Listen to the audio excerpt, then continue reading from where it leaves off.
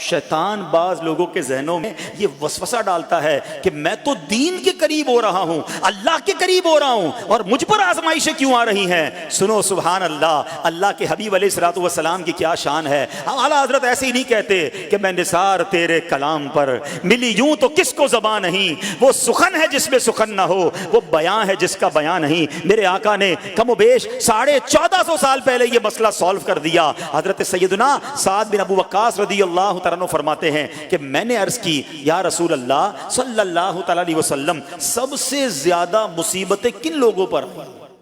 گلی مکا دی نا، پنجابی بچ کہتے ہیں نا، گالی بات ہی ختم کر دی۔ حضور یہ بتائیں سب سے زیادہ مصیبتیں کن لوگوں پر آئیں؟ پیارے آقا نے فرمایا انبیاء پر۔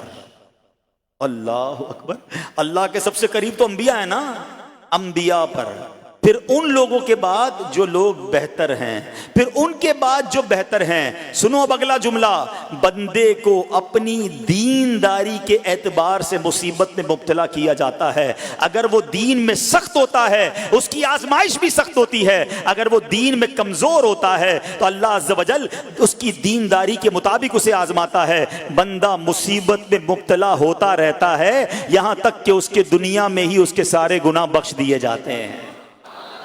گویا اللہ کی یہ رحمت ہے کہ بندہ بڑا نیک ہو رہا ہے، رب چاہتا ہے کہ اس بندے پر آزمائش بھیجوں، میرا نیک بندہ صبر کرے، اس کے گناہ معاف ہو جائیں اور میرے پاس آئے تو اس کو جنت میں داخل کر دوں۔ اللہ اکبر۔ اے پیارے اسلامی بھائیو، یاد رکھنا، اب جو میں نے ایک سوال قائم کیا تھا نا کہ یار میں تو دین کے قریب، میں تو اللہ کے قریب ہونے کی کوشش کر رہا ہوں اور ایک کے بعد ایک آزمائش آ رہی ہے، یہ کیا ہے؟ اب ایک اور حدیث سن لو، سبحان اللہ۔ حضرت سیدنا انس رضی اللہ تعالیٰ عنہ سے روایت ہے، سرکار والا تبار، ہم بے کسوں کے مددگار، شفیع روز شمار، دو عالم کے مالک و مختار صلی اللہ تعالی علیہ وآلہ وسلم نے فرمایا، جب اللہ عز و جل کسی بندے سے محبت فرماتا ہے، سننا ذرا غور سے، اللہ عز و جل جب اپنے کسی بندے سے محبت فرماتا ہے یا اسے اپنا دوست بنانے کا ارادہ فرماتا ہے تو اس پر آزمائشوں کی بارش فرما دیتا ہے۔ اللہ کریم اس پر محبت بھی فرما رہا ہے اور آزمائشیں بھی بھیج رہا ہے۔ دوست پر آزمائشیں کون بھیجتا ہے؟ دوست کو تو راحتیں ڈالی جاتی ہیں۔ ہائے ہائے، اب یہی تو امتحان ہے،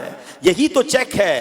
سنو، نبی پاک فرماتے ہیں جب اللہ اس پر آزمائش بھیجتا ہے نا، وہ بندہ اپنے رب کو پکارتا ہے، اے میرے رب عز و جل، تو اللہ فرماتا ہے میرے بندے تو جو کچھ مجھ سے مانگے گا میں تجھے عطا فرماؤں گا، تو جلد ہی تجھے دے دوں گا اور اسے تیری آخرت کے لیے ذخیرہ کر دوں گا۔ سبحان اللہ۔ یعنی اللہ والوں کو آزمایا جاتا ہے، ان کے درجات بلند کیے جاتے ہیں، ان کے گناہ معاف کیے جاتے ہیں۔ تو اے میرے پیارے اسلامی بھائیوں، کبھی بھی یہ ذہن میں خیال مت لانا کہ یار میں دین میں قریب آ رہا ہوں، میری آزمائشیں بڑھ رہی ہیں۔ سمجھ لو امتحان شروع ہو گیا ہے، ٹیسٹ شروع ہو گیا ہے، اب اس ٹیسٹ میں مجھے کامیاب ہونا ہے اور اللہ کے مزید قریب جانا ہے۔ زندگی میں جو گناہ ہو گئے ہیں یہ میرے گناہوں کا انشاءاللہ کفارہ بن جائے گا، میرے درجات کی بلندی کا سبب بن جائے گا۔ اللہ سے عرض کرنا، اے مولا میں تیری رضا پر راضی، میں تیرے فیصلوں پر راضی، اب تک جو دیا تھا تو نے دیا تھا، یہ سب کچھ تیرا ہے، اے رب جب تو واپس لے گا میں اس پر راضی۔ جب یہ ثابت قدمی نصیب ہو گئی پھر دیکھو غیب کے خزانوں سے